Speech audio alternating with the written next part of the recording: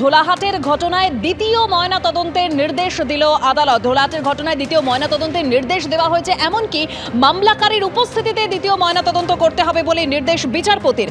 ময়নাতদন্তের সময় একজন জুডিশিয়াল ম্যাজিস্ট্রেট উপস্থিত থাকবেন, নির্দেশ আদালতের। ঢোলাহাটের আইসি মানস চট্টোপাধ্যায়কে এই তদন্তের অংশ করা যাবে না নির্দেশ দিয়েছে হাইকোর্ট।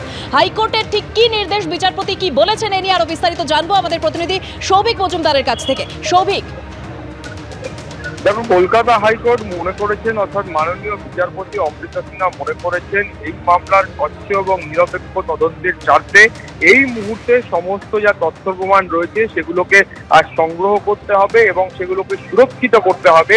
সেই কারণেই তিনি নির্দেশ দিয়েছেন যে আজকে আগামীকাল দেহের দ্বিতীয়বার ময়নাতদন্ত করতে হবে এবং যেখানে পরিবারের তরফ থেকে অভিযোগ করা হয়েছিল যে প্রথমবার ময়নাতদন্তের সময় পরিবারের কাউকে জানানো হয়নি, সেই জন্য মাননীয় বিচারপতি অমৃতা সিনহা নির্দেশ দিয়েছেন যে এবার মামলাকারীর উপস্থিতিতে এই ময়নাতদন্ত হবে।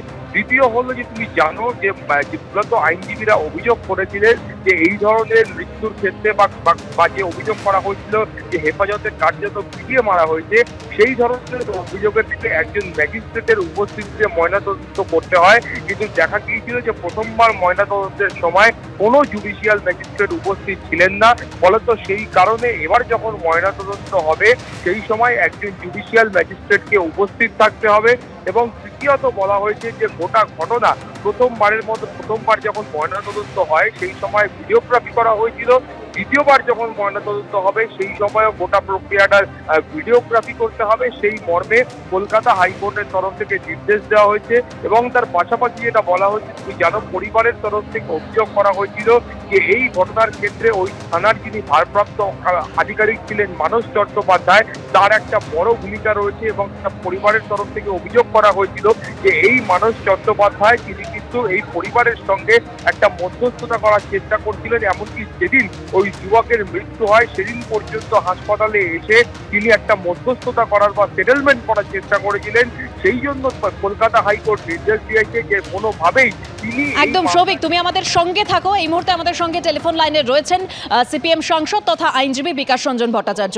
বিকাশ রঞ্জন বাবু, ঠিক কিভাবে দেখছেন এই যে বলা হয়েছে বিচারপতির নির্দেশে যে ঢোলাহাটের ঘটনায় মামলাকারীর উপস্থিতিতে দ্বিতীয় ময়নাতদন্ত করা হবে, এমনকি সাক্ষীদের পুরোপুরি নিরাপত্তা সুনিশ্চিত করতে হবে?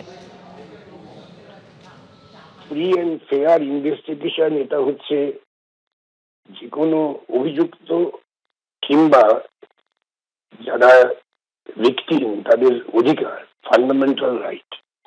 সে কথা মাথায় রেখে বিচারপতি যে আদেশ দিয়েছেন অত্যন্ত সঙ্গত আদেশ। অন্তত যে তার সন্তানকে হারিয়েছে সেইটা ভেবে তো শান্তি পাবে যে তদন্তটা নিরপেক্ষ ভাবে হয়েছে এবং আসল অপরাধীদের খুঁজে বার করা যাবে।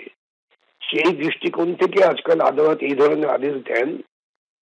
সুতরাং আমি অমৃতা সিনহার দেওয়া এই আদেশের পক্ষেই আমার মত দিচ্ছি এবং এই আদেশ আমি ইতিপূর্বে বহু মামলায় নিয়েছি। তা না হলে ভিকটিম পরিবার তারা কখনোই নিশ্চিন্তে থাকতে পারবেন না। ধন্যবাদ বিকাশ রঞ্জন বাবু আমাদের সঙ্গে কথা বলবার জন্য। ঢোলাহাটের যে ঘটনা, সেই ঘটনায় এবার দ্বিতীয় ময়নাতদন্তের নির্দেশ দিল আদালত এবং সেখানে মামলাকারীর উপস্থিতিতে দ্বিতীয় ময়নাতদন্তের নির্দেশ দিয়েছেন বিচারপতি অমৃতা সিনহা এবং পাশাপাশি তিনি এও বলেছেন যে ময়নাতদন্তের সময় একজন জুডিশিয়াল ম্যাজিস্ট্রেট উপস্থিত থাকবেন। নির্দেশ আদালতের ঢোলাহাটের আইসি মানস চট্টোপাধ্যায়কে এই তদন্তের অংশ করা যাবে না নির্দেশ দিয়েছে হাইকোর্ট। দেহের বিভিন্ন জায়গায় আঘাতের চিহ্ন আছে। রাজ্যের পেশ করা ময়নাতদন্তের রিপোর্ট দেখে জানালেন বিচারপতি। এ নিয়ে পরিবার কি বলছে শোনাবো। আমি তো দেখুন, কালকে আপনাদের সামনে আমি অনেক কাঁদতে কাঁদতে বাড়ি গেছি। হ্যাঁ, এবারে আমরা তো ইংলিশ জানি না। আমাদের জজ যা করেছে, আজকে যা ব্যান দিয়েছে, আমাদের অ্যাডভোকেট যা আমাদেরকে বললো যে কালকের আরেকবার ময়নাতদন্ত হবে, হ্যাঁ, এতে আমরা অনেক খুশি। আমাদের চির বিশ্বাস জজ সাহেব আমাদের ন্যায্য বিচারটা পাইয়ে দেবে, এতে আমি অনেক খুশি। আমার তো মনে হচ্ছে খুব ভালোই হয়েছে, কেন যে পুলিশ অফিসার থাকাকালীন আমার ছেলে নির্ভরভাবে কি বলবো আমার কাছে ফোন করছে, সে বলে এত মারছে না, বলছে আমার ছেলে বলছে বলে আমার কিডনি কেটে নাও, কি বলবো বলুন। এই তো বাংলার পুলিশ। যে খবরের দিকে আমরা নজর রেখেছি, ঢোলাহাটের ঘটনায় দ্বিতীয় ময়নাতদন্তের নির্দেশ দিল এবার আদালত। মাননীয় বিচারপতি অমৃতা সিনহা তিনি যা বলছেন যে মামলাকারীর উপস্থিতিতে এই ময়নাতদন্ত করতে হবে এবং এই ময়নাতদন্তের সময় একজন জুডিশিয়াল ম্যাজিস্ট্রেট উপস্থিত থাকবেন। আর তিনি এও বলছেন ঢোলাহাটের আইসি মানস চট্টোপাধ্যায়কে এই তদন্তের অংশ করা যাবে না। দেহের বিভিন্ন জায়গায় আঘাতের চিহ্ন আছে। রাজ্যের পেশ করা ময়নাতদন্তের রিপোর্ট দেখে জানালেন বিচারপতি দ্বিতীয় ময়নাতদন্তের সময় ভিডিওগ্রাফি করতে হবে নির্দেশ দিয়েছেন বিচারপতি সিনহা। ভিসেরা ফরেনসিক পরীক্ষার জন্য হায়দ্রাবাদে পাঠাতে হবে নির্দেশ হাইকোর্টের।